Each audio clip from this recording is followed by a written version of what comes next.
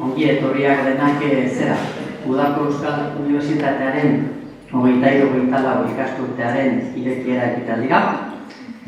Ongi etorriak guztiak, autoridade, lankide, lagun.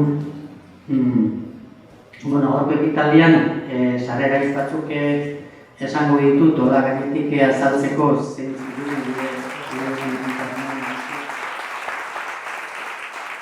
Baina, etorri naiz, hitz egitera mundua suntsitzean adimen artifizialak euskeraz egingo ote duen.